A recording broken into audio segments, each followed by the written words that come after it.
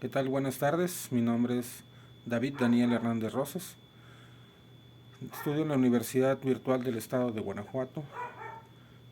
Mi número de matrícula es 190-122-77 del módulo Derecho Procesal Penal. El reto 1. ¿Cuáles fueron los antecedentes latinoamericanos de la Reforma Constitucional Mexicana? Nuestro asesor Arturo Trujillo Ramos, con fecha 7 de abril del 2022. Iniciamos el reto. La primera pregunta es: ¿a qué se refiere el autor cuando afirma que las reformas en materia de justicia penal se difundieron desde la periferia? Básicamente el autor Máximo Langer refiere que la difusión por la periferia se origina porque desde países periféricos, es decir, alrededor, empezaron a realizar la implementación de estas reformas a sus legislaciones. Y posteriormente, en forma de cascada, empezaron los demás países latinoamericanos a introducir las reformas. Tal vez por presión de la sinergia generada en ese sentido, por los cambios originados por otros códigos, los demás países empezaron a hacer las reformas pertinentes en sus legislaciones. Esto debido al impacto resultado de este grupo de autores de dicha reforma del sur de Latinoamérica. La pregunta 2 de este reto es: ¿qué distingue a los códigos inquisitivos y a los códigos acusatorios en Latinoamérica?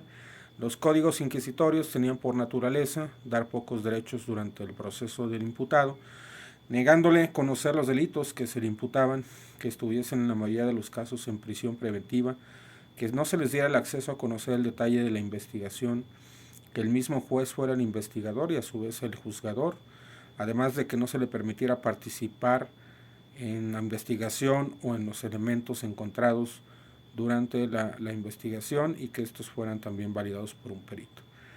Así muchos otros más hacían pensar que antes de ser juzgado se le considerara culpable. A diferencia de los códigos acusatorios, en los que permitían un juicio oral y público, el derecho a no declarar sin que esto sea en perjuicio del imputado, el derecho a consultar a un abogado antes de declarar, el derecho a un defensor de oficio a través de uso de jueces lego y jueces profesionales de la materia, el derecho a la defensa y derecho a la discriminación, derecho a no estar en prisión preventiva salvo aquellos casos que considera el peligro de fuga o el entorpecimiento de la investigación, el principio de inocencia, la inclusión de un fiscal para realizar la investigación y al juez para decidir sobre los hechos establecidos, ser el juzgador, así como el establecimiento de diferentes procesos para los casos menos importantes y más importantes, a fin de que estos fueran más eficientes en estos procesos y lograran concentrarse en los casos de relevancia, que las organizaciones no gubernamentales participaran como demandantes para asuntos de interés colectivo. Todo lo que sucedió anteriormente fue parte de un proceso de democratización en los países latinoamericanos que venían de regímenes militares o autocráticos por parte de los gobernantes, que crearon un reclamo de justicia por parte de los ciudadanos de dichos países. La tercera pregunta es: ¿cómo influyeron los actores internacionales en la formación y en la expansión de las activistas y reformas en América Latina? Sin duda alguna, la participación de todos los actores influyeron enormemente, con algunos de estos actores latinoamericanos usando varios de los modelos internacionales, principalmente de Europa, para lograr en sus países el cambio en la investigación, en la legislación.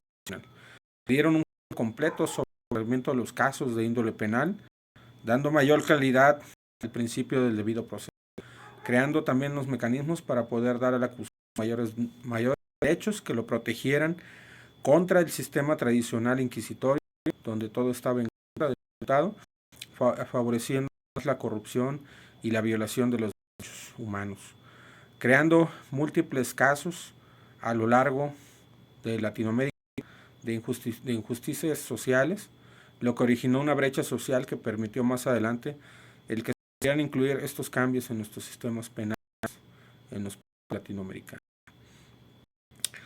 Como cierre, lo que pudimos apreciar en la lectura de este autor es cómo gracias a nuestros antecesores se han producido cambios significativos en la legislación. En el caso del derecho penal, se hace evidente que dichos cambios han más derechos para crear el sentido de justicia que se pretende en nuestro país. Los autores que crearon el cambio necesario fue gracias al informe de otros países, como principalmente Europa, que ya han evolucionado sus legislaciones en busca de una equidad social. Es sabido de todos los hechos históricos que han acontecido en nuestro país, donde los gobernantes han usurpado funciones para poder generar ambientes de corrupción y violación de derechos que van en contra del sentido de justicia. Sin duda alguna estos cambios son beneficiosos y aunque todavía hoy en día no son suficientes, se han podido lograr cambios significativos.